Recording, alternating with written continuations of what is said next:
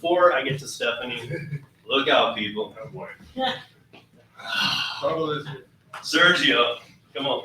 We got Sergio from the Rideshare guy. Here he goes.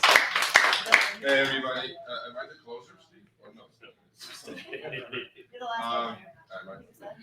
What, is Senator Viola here? Is he listening? He's coming. Is he coming? Oh, he's coming now? We've got a problem Is he coming? with Senator. Senator. Okay, so I'm Sergio with the Rideshare guy. I've been a senior contributor for the last 5.5 years. New to YouTube, to all the content creators. By the way, it's great to see everybody in 3D. You know, we always see them on the screen somehow, and we think, you know, wow, I want to meet this person one day, and today, and this weekend. Pedro, thank you so much. Yesterday, awesome event. But I want to thank, first of all, Steve, Rideshare Rodeo. I want to thank David to create this opportunity. I think this is going to be an amazing bridge building process when it comes to driver rights, basic driver rights. We're not asking for the world. And Senator Priola, thank you. And Stephanie, which I've spoken to before and had an interview with her on our channel.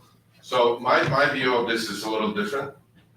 You know, I think the companies have proven over the last decade that they have created a sustainable business model for themselves. But I don't think the business model that most drivers are experiencing is sustainable. So as a driver of 7 years on close to 8 platforms now, and it's going to be 9 with Curry coming up. and I think the earnings trend is not the driver's trend, okay? And as a 20-year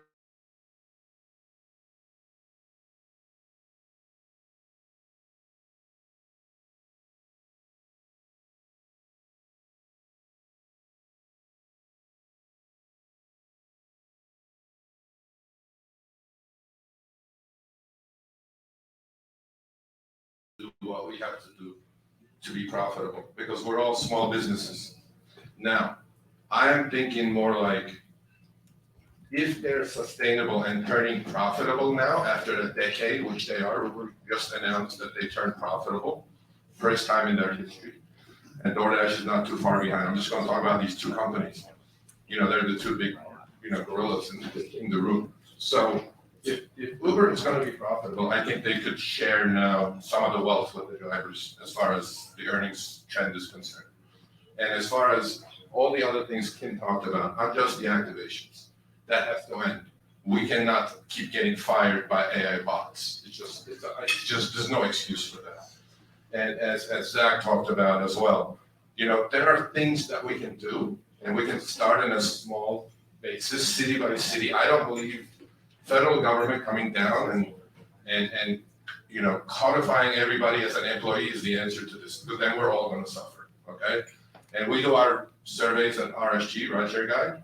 75% of us want to stay independent contractors, but we want to be treated as independent contractors. We don't want these companies to have the cake and eat it too, which is what they're doing now.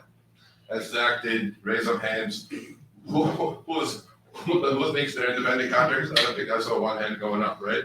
Ron. So does that say Ron? Okay. Ron, we have to have a I'll talk. explain something. I will close you later.